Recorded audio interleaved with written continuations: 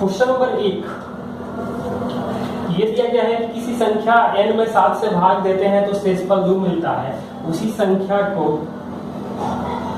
0 शेष प्राप्त करने के लिए कितना जोड़ना पड़ेगा? तो n+5 में हम लोग मतलब n में 7 से भाग दे रहे थे तो 2 शेष मिल रहा है, तो n+5 में 7 से भाग दे देंगे तो 0 शेष मिल जाएगा, क्योंकि 7 पूरे एक बार और बढ़ के घट जाएगा। क्वेश्चन नंबर 2 ये दिया गया है कि भौतिकी में सभी 7 विद्यार्थियों द्वारा प्राप्त किए गए औसत अंक ज्ञात कीजिए। तो भौतिकी में सबका स्कोर देख सकते हैं, तो जो स्कोर दिया गया है वो है भौतिकी का 80, 90, 70, 80, 65, 85 और 50, मतलब 170, 240, 320, 405, 470, 520 बटा में 7 गुणे 6/5 मतलब ये 104, 624 बटा में 7 भाग देंगे तो 90 से थोड़ा सा कम आएगा, मतलब 89 पॉइंट और 89.14 का ऑप्शन दिया है। 6/5 से गुणा क्यों किए हैं? क्योंकि जो ये स्कोर दिया गया है वो 120 का स्कोर है, 100 का स्कोर नहीं है। मतलब हम लोगों ने पहले परसेंटेज निकाल लिया और 120 का स्कोर कैलकुलेट कर लिया। क्वेश्चन नंबर 3 क्या दिया गया है? एक आदमी 800 रुपए में 2 घड़ी ए और बी खरीदता है। दोनों का विक्रय मूल्य समान है। ए को 18% लाभ पर और बी को 22% हानि पर बेचता है, तो दोनों का अलग अलग क्रय मूल्य ज्ञात करें। विक्रय मूल्य समान है, मतलब पहले का एसपी जो आएगा 118 और दूसरे का एसपी आ जाएगा 78, मतलब 39:59। अब इसको हम लोग चेंज करेंगे, मतलब ये सीपी का रेशियो हो जाएगा। अब दोनों को जोड़ दें तो 98 के लिए 800 है, मतलब एक के लिए आ जाएगा 8 से थोड़ा सा ज़्यादा, मतलब 8 से थोड़ा सा ज़्यादा और दशमलव में आएगा तो 318.37 एक दिख रहा है और 481.63 दिख रहा है। तो ऑप्शन का भी सहारा लेंगे तो यह मिल जाएगा। क्वेश्चन नंबर 4 किसी दुकानदार के लिए एक वस्तु का क्रय मूल्य x था, उस पर 15% अधिक अंकित किया और 25% छूट दिया तो लाभ अथवा हानि प्रतिशत। तो पहले 15 बढ़ा रहा है, 25 छूट दिया तो 15 गुणे -25 बटा में 100, यानी कि -10 -3.75 यानी -13.75%।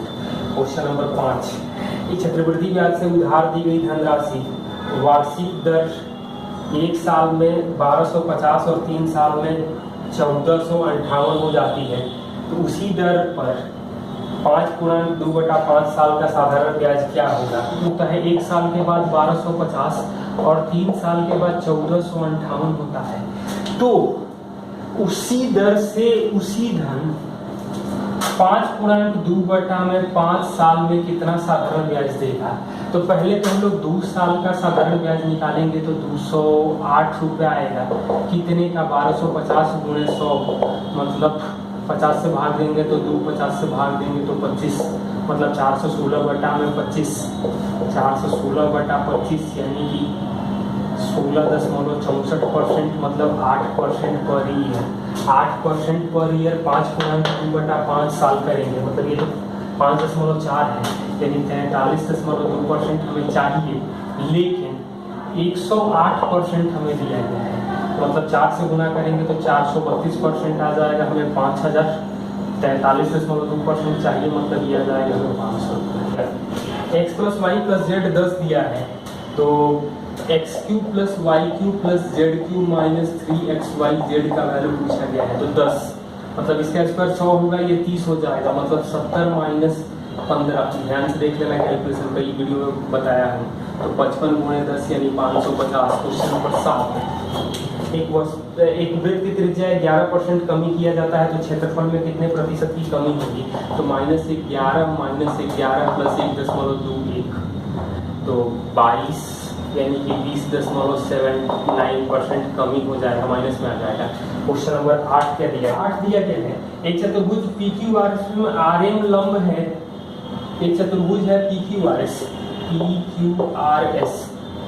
RM लंब है QS पे, RM लंब है QS पे, और QS दिया गया है 6, QS 6 है, RM 3 है। Pn दूर है, Pn ये दिया गया है दूर, तो PQRS का क्षेत्रफल क्या होगा? तो PQRS का क्षेत्रफल के लिए 1/2 QS 6 दिया गया है और दोनों भुजाओं पर डाले गए लंब यानी 2 और 3, तो 3 आ जाएगा और 5 गुना करेंगे तो 15 सेंटीमीटर स्क्वायर आ जाएगा। क्वेश्चन नंबर 9, किसी अनुबंध के लिए 75 दिन में काम पूरा करना है। 187 पुरुष प्रतिदिन 15 घंटा काम करते हैं। 187 पुरुष 15 घंटा काम करके 75 दिन में पूरा करना है। 65 दिन के बाद, मतलब 65 दिन के बाद काम जो हुआ है वो 3/5 भाग हुआ है। कह रहा है कि यदि अब प्रत्येक पुरुष 17 घंटा काम करे तो कितने दिन पूरा करने के लिए, कार्य समय पर पूरा करने के लिए कितने और नहीं, मतलब 187 प्लस x 65 दिन हो चुका है और टोटल काम 75 दिन का, मतलब 10 ये बचेगा 2/5, 5 तो बढ़ जाएगा। 17 से भाग देंगे तो 11, 10 से ये 2 कटेगा, 5 से कटेगा ये 3, तो क्या मिलेगा? 3 से 3 कट जाएगा। 65 गुणे 11, 65 गुणे 11 माइनस 187 करेंगे तो यह आ जाएगा 528 और लोगों को नियुक्त करना होगा। क्वेश्चन नंबर 10 सिंप्लीफिकेशन का क्वेश्चन है, ये आप लोग ट्राई कर लेना। क्वेश्चन नंबर 11 क्या दिया गया है? एक आयत का परिमाप 50 है, इसका क्षेत्रफल 150 है, तो छोटी भुजा क्या होगी? तो ऑप्शन दिया गया है 15, 12, 10, 9, तो 15 करें तो ये 10 हो जाएगा परिमाप से, तो ये तो होगा नहीं। 12 करेंगे तो परिमाप से आ जाएगा 24 यानी कि 13, ये भी एरिया नहीं देगा। यहाँ से एरिया और पेरीमीटर दोनों मिल जाएगा। क्वेश्चन नंबर 12, 2 रेलगाड़ियाँ बनारस से लखनऊ के लिए 11 और 11:30 पर प्रस्थान करती हैं और क्रमशः 110 और 140 की चाल से चलती हैं। बनारस से कितनी दूरी पर एक दूसरे को मिलेंगी? तो बीच की कितनी दूरी पर मिलेगी?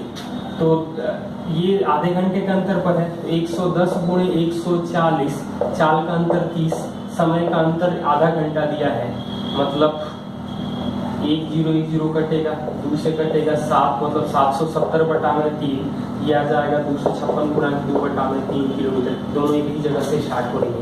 क्वेश्चन नंबर 13, यहाँ दिया गया है sign A plus cos A upon cos A का वैल्यू दिया गया है 17/12, तो हमसे पूछा गया है कि 1 minus cos A by sine A का मान क्या होगा?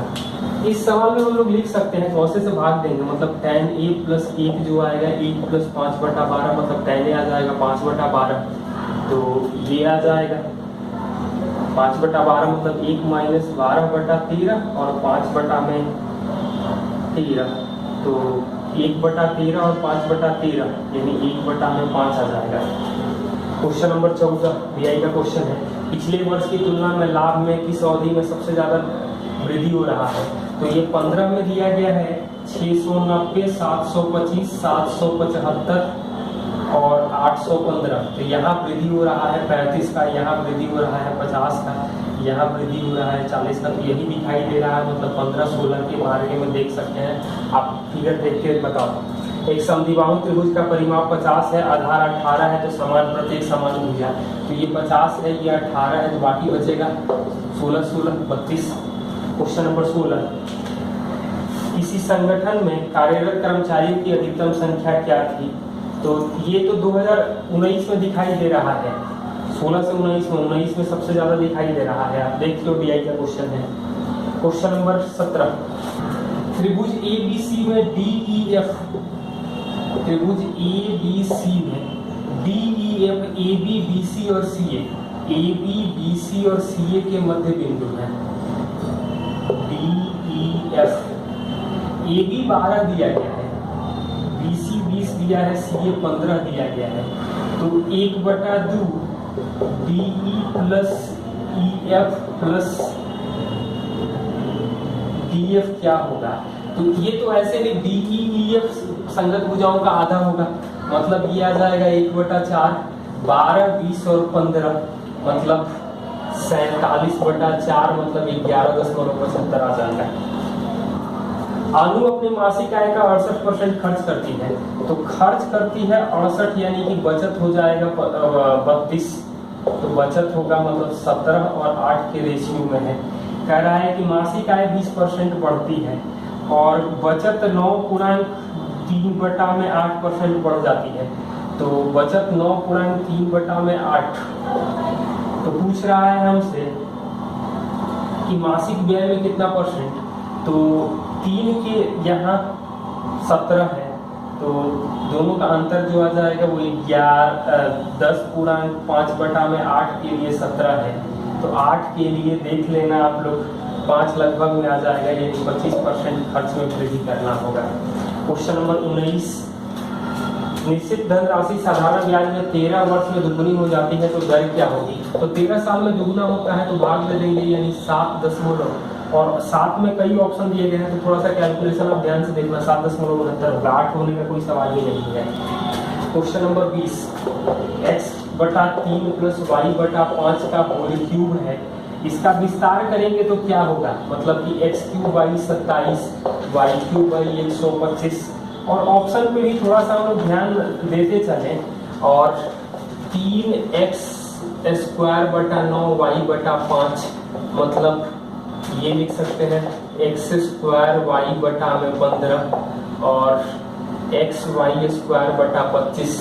तो ये ऑप्शन में भी हम लोग देखेंगे तो दिखाई दे रहा है, मतलब x³ / 27 और y³ / 125 आगे पीछे दिया गया है, कोई बात नहीं है। क्वेश्चन नंबर 21 क्या दिया गया है,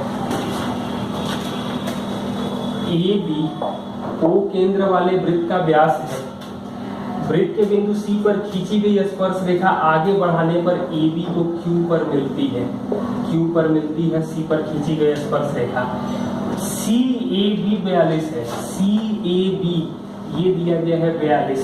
तो हमसे पूछा गया है CQA क्या होगा, CQA मतलब, तो ये 42 है, तो ये 42 है, मतलब कि ये भी 42 होगा, ये 90 होगा। तो CQA तो 42, 84 और 90, मतलब ये भाग बाकी बचेगा 6 डिग्री का। क्वेश्चन नंबर 22,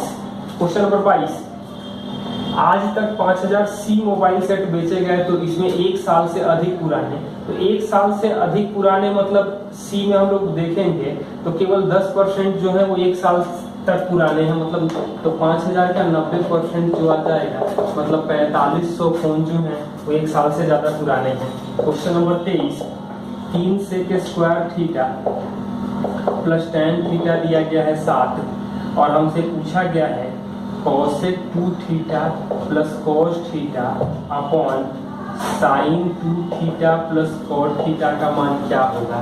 सकते हैं कि ये 45 करें तो √2 का स्क्वायर, मतलब 2 × 6 और ये 7, मतलब थीटा का मान 45 आएगा। तो cosec 90 तो 1 हो जाएगा, cos 45 आएगा 1/√2, ये sin 90 1 होगा और ये 1 होगा, मतलब √2 + 1/2√2 आ जाएगा।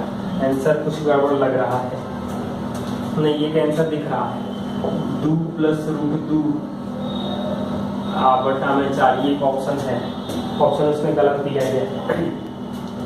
क्वेश्चन नंबर 24, 18 पुरुष किसी खेत को 35 दिन में काट सकते हैं, 21 पुरुष उसी खेत को कितने दिन में काटेंगे। 18 35 दिन में काट सकते हैं, तो 21 कितने दिन में काटेंगे, तो ये 3 से कटेगा 7 बार में, ये 6, ये कटेगा 5, यानी कि दिया जाएगा हमें 30 दिन। क्वेश्चन नंबर 25 में देखो क्या दिया गया है, A² + B² + C² दिया गया है 300, और AB + BC + CA दिया गया है हमें 50। तो A + B + C का मान क्या होगा, तो इसका स्क्वायर करेंगे तो ये और इसका दुगना, मतलब 400 का वर्गमूल आ जाएगा, तो आ जाएगा 20। तो ये क्वेश्चन हम लोग देख सकते हैं।